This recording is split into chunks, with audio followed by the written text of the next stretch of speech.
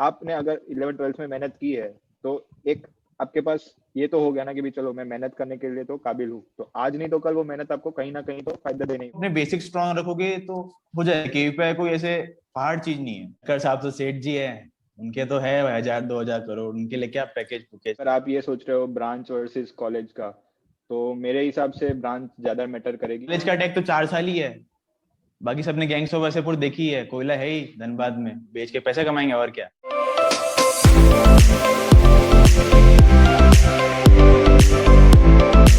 So hello everyone, मैं Ashutosh Kumar from IT Patna और मैं शिवांकर मेहता फ्रॉम आईटी धनबाद। आप सबका एक बार फिर से स्वागत करते हैं हमारे यूट्यूब चैनल इंटीग्रेटिव लर्निंग पे, जहां हमारी सोच आप सबों तक बेहतरीन एजुकेशन को पहुंचाने की होती है। तो आज हम लोग एक बार फिर से आप सभी के सामने उपस्थित है आईटी टॉक्स के एक नए एपिसोड के साथ। और इस एपिसोड में हम लोग प्रेजेंट है हमारे कुछ आईटी धनबाद के दोस्तों के साथ, जिन्होंने जे एडवांस, जेईई मेंस, केवीपीआई और बोर्ड्स जैसे एग्जामिनेशन में काफी अच्छा स्कोर किया और बहुत ही अच्छे रैंक हासिल की। तो चलिए बिना किसी देरी के हम इस वीडियो की शुरुआत करते हैं। So we would like to welcome our two friends from IIT ISM Dhanbad, Piyush Mittal and Malav Thakkar. Piyush has scored a very good percentage in class 12th board examination. He has scored 97.2%. Along with that, he has scored a very good rank in J Advanced, that is 2561. Also, he has scored a 3-digit rank in JEE Mains, which is a great achievement for anyone. Along with that, he is a KVPI scholar with a rank of 591.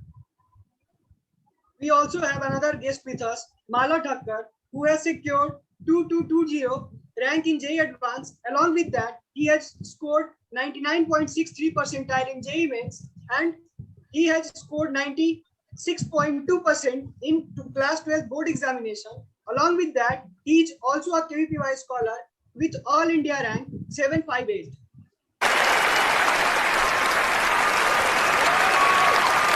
Now I want that both of you guys introduce yourself. Okay, so let me begin. Hello everyone, my name is Malav Thakkar. I am from Patan, Gujarat, and I am pursuing Bachelor of Technology in Computer Science and Engineering at IIT ISM Dhanbad. Hello everyone, I am Piyush Mittal. I am from Rasamand, Rajasthan. I am pursuing Bachelor of Technology in Computer Science Engineering at IIT Dhanbad. So my first question is, what changes you feel in yourself and your surrounding after being an IITian? So let's start with Piyush. तो हाँ भाई, जिस चीज के लिए तुमने मेहनत की है और वो फाइनली तुमने अचीव कर ली है, तो हाँ डेफिनेटली एक अच्छी फील आती है। सक्सेस मिली है तो कॉन्फिडेंस भी बूस्टअप होता है, सोसाइटी में थोड़ी रिस्पेक्ट भी बनती है, और कॉलेज तो बच्चों से ही बनता है, और यहाँ पर इन जनरल बच्चे पैशनेट है तो माहौल भी बहुत जोरदार है। लेकिन after all it is only a college entrance exam, so बहुत कुछ है अभी करने को। बाकी मालव तू बता, कैसा लग रहा है तेरे को?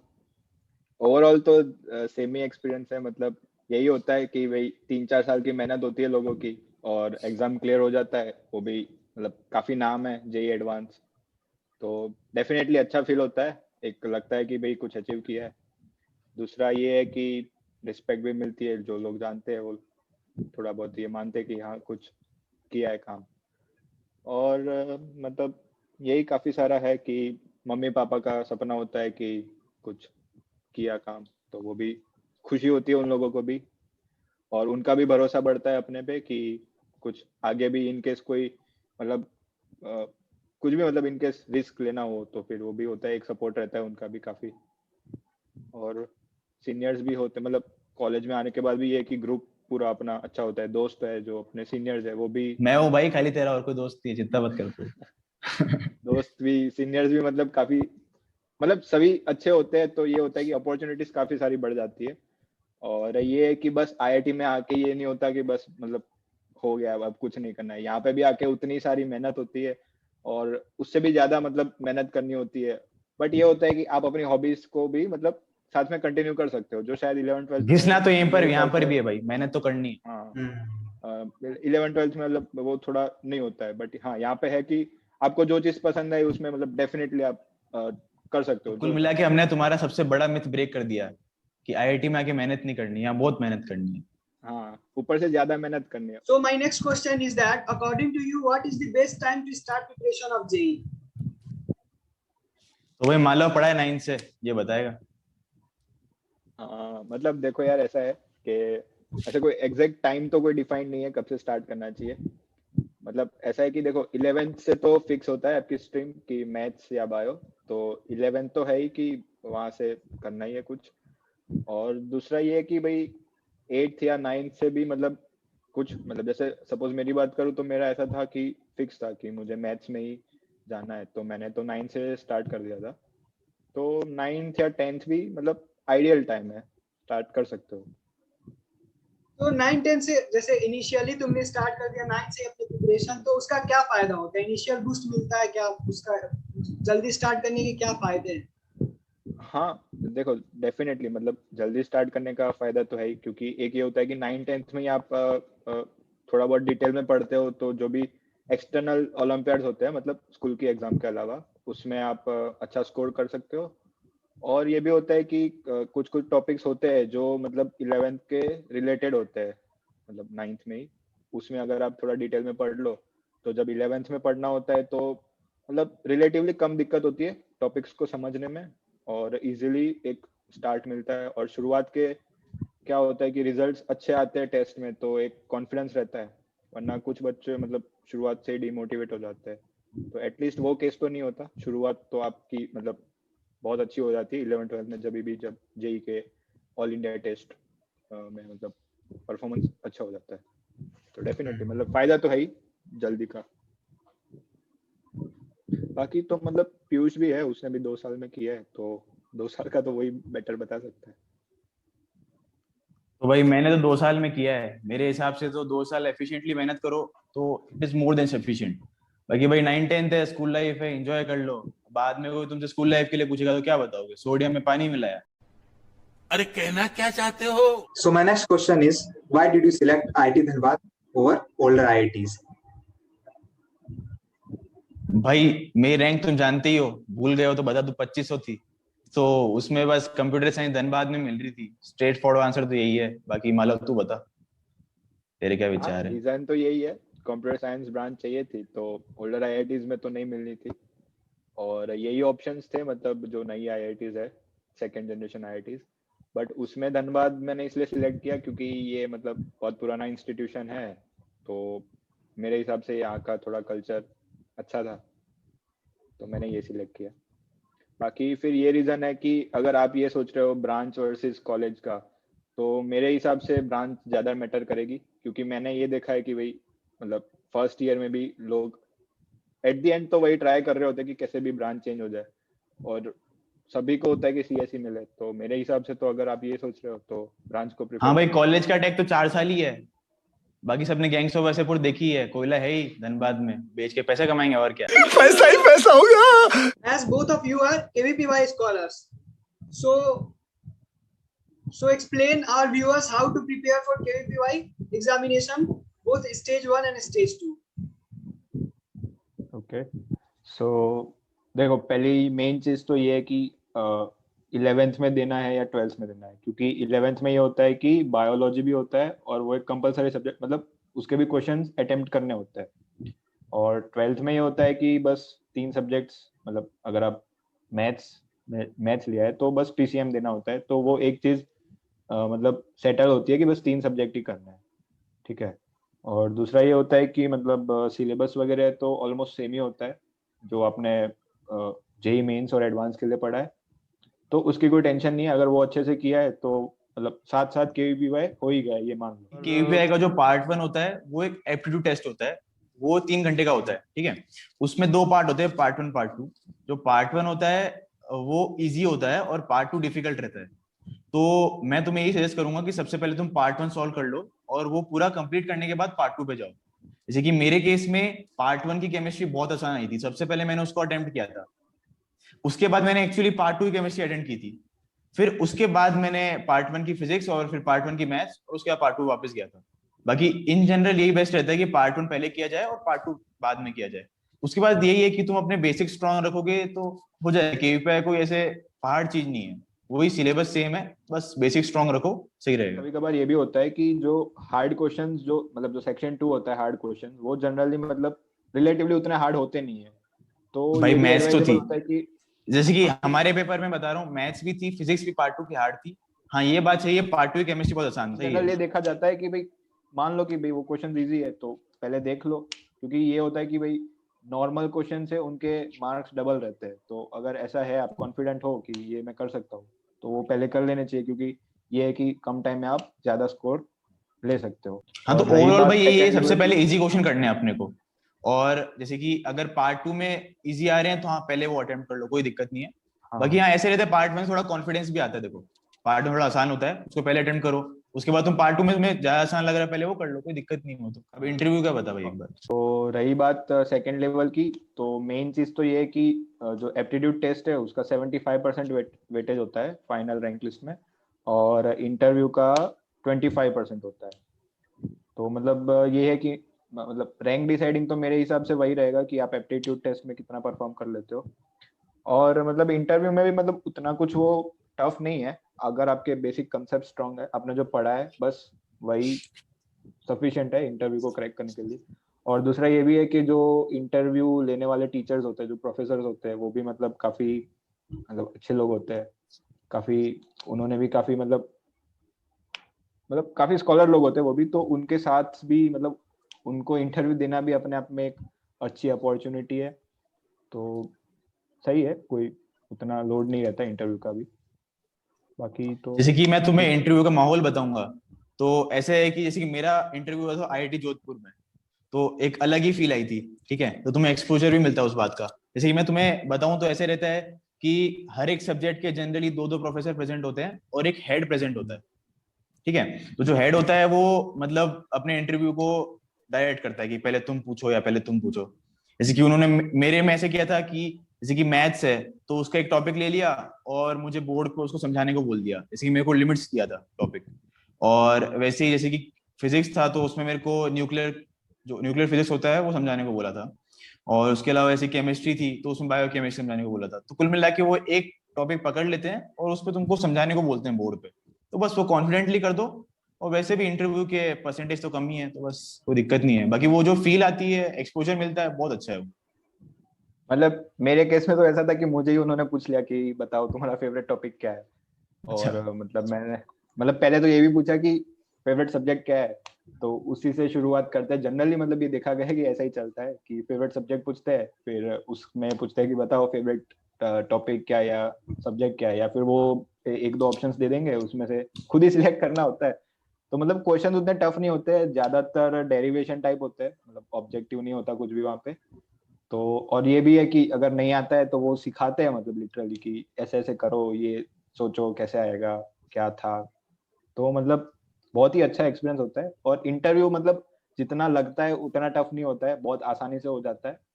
बस यही है, आपने जो बेसिक जो पढ़ा है वो अच्छे से डिलीवर करना है वहाँ पे।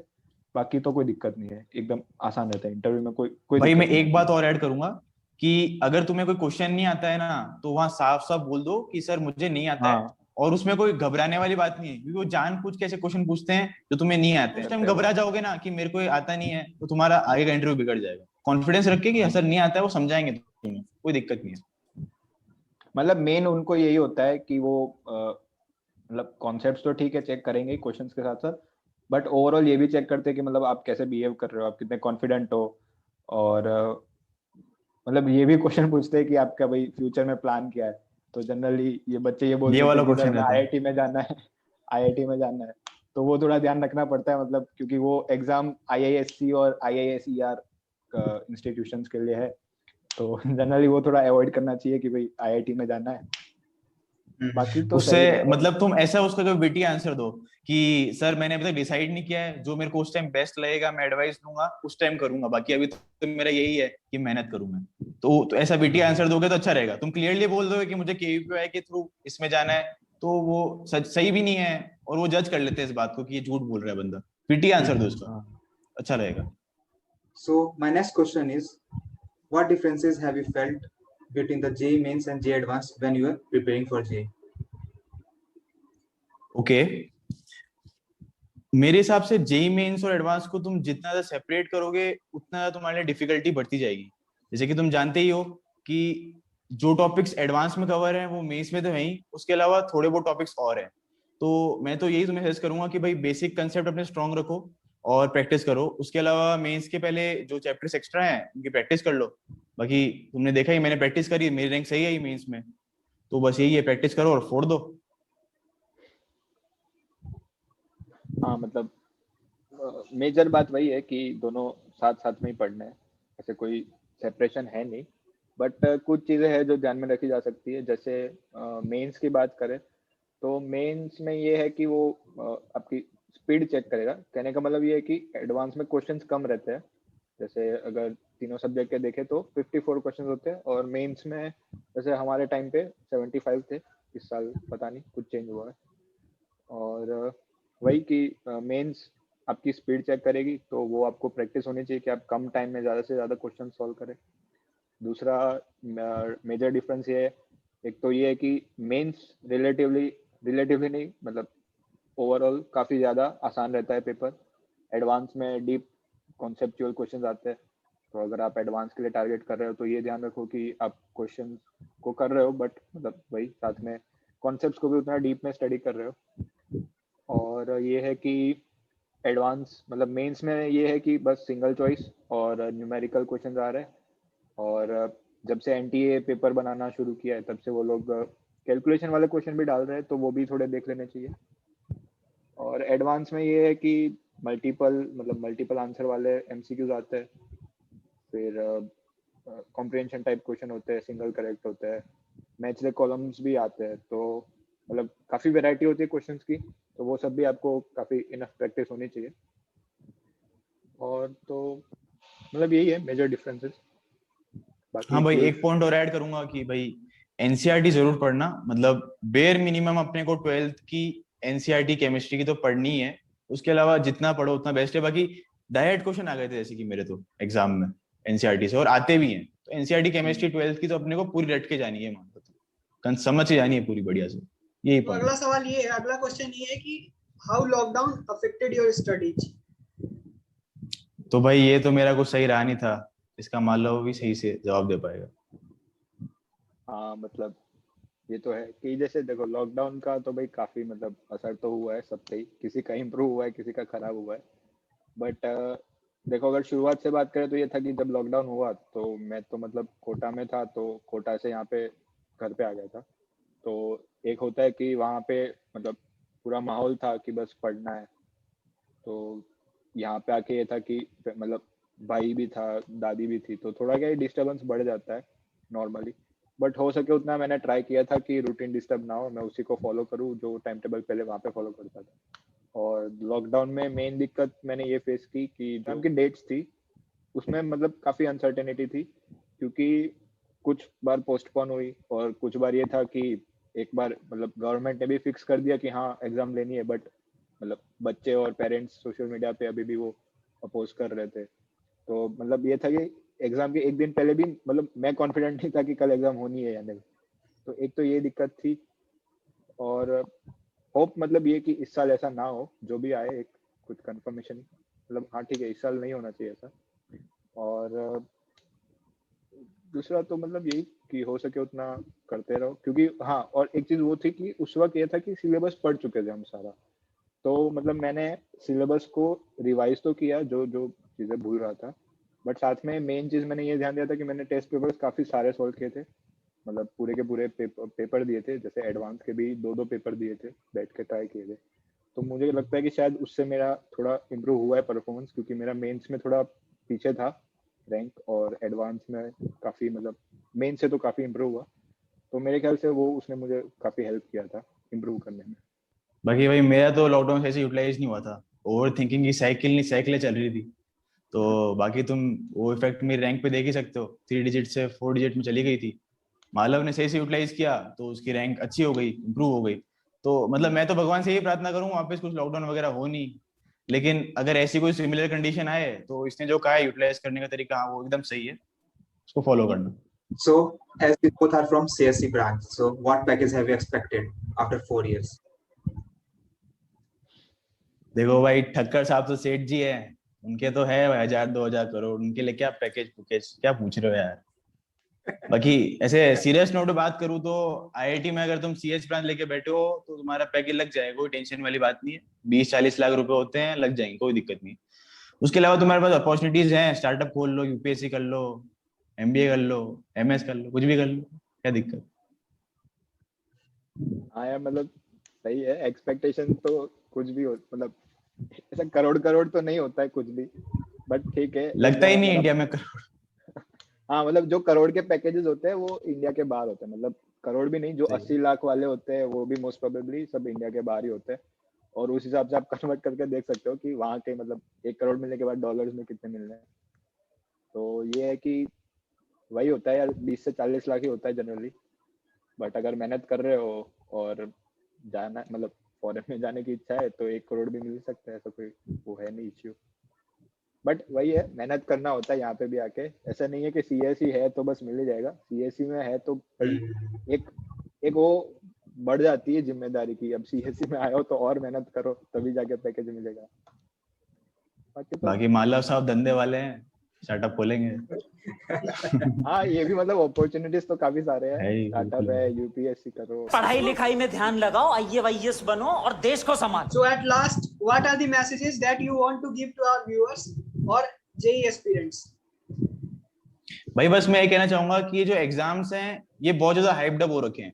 कोचिंग ने एडवांस और मेंस को एक हवा बना रखा है, जबकि मतलब मैं ये नहीं कह रहा हूँ कि ये एग्जाम्स इजी हैं, ये टफ तो हैं, लेकिन बस तुम्हें प्रैक्टिस करनी है, कंसेप्ट पे ध्यान देना है और ये हो जाएगा। कोई टेंशन वाली बात नहीं है। मेन बात, इनसे डरना नहीं है, कोई डरने वाली बात नहीं है, एकदम बेसिक चीजें हैं, कोई डरने वाली बात नहीं। वही है, मतलब जैसे नॉर्मली स्कूल में पढ़ते थे वैसे पढ़ते जाओ। उतना मतलब जनरली मेरे साथ ये होता था कि मैं थोड़ा टेंशन ले लेता था पेपर के पहले, तो वो थोड़ा अवॉइड करना। और साथ में ये भी है कि भाई देखो पूरा मतलब आईआईटी पूरा नहीं होता है। इन केस अगर आईआईटी नहीं भी होता है तो भी ऐसे कोई वो दिक्कत वाली बात नहीं है। मेन चीज वही है कि आपने अगर 11th-12th में मेहनत की है तो एक आपके पास ये तो हो गया ना कि भी चलो मैं मेहनत करने के लिए तो काबिल हूँ, तो आज नहीं तो कल वो मेहनत आपको कहीं ना कहीं तो फायदा देने ही वाली है। कि यही है बस, मतलब 2 साल हैं तुम्हारे पास, अपना बेस्ट दो। क्या ही आ रहा है अपने में, मतलब जो अपने को बेस्ट मिले उससे वो करो, मेहनत करो, और क्या। नहीं भी हुआ तो कोई ऐसी टेंशन वाली बात नहीं। मैं तुम दोनों का इंटीग्रेटिव लर्निंग की पूरी टीम की ओर से शुक्रिया अदा करना चाहूंगा कि तुम हमारे चैनल पे आए और अपना कीमती वक्त हमारे व्यूअर्स के लिए निकाला। शुक्रिया आपका प्रभु, हमने आपने इतनी अपॉर्चुनिटी दी हमें। हाँ यार मतलब सही है, अच्छे से मेहनत कर रहे हो तुम लोग। तो मैं ऑडियंस को भी ये कहना चाहूंगा कि भाई सपोर्ट करो इनको, लाइक करो, शेयर करो। लाइक करो, शेयर करो, कमेंट करो, लाइक वाला बटन तो फोड़ दो। तो अगर आपके लिए वीडियो हेल्पफुल रही हो, आपको ये वीडियो पसंद आई हो, तो इस वीडियो को लाइक और शेयर जरूर करें और साथ ही साथ चैनल को सब्सक्राइब करें और बेल आइकन को प्रेस करें ताकि आगे आने वाले दिनों में एजुकेशन से रिलेटेड वीडियोस, एजुकेशन से रिलेटेड कंटेंट आपको इस चैनल के थ्रू मिलती रहे। तब तक के लिए thank you and all the very best.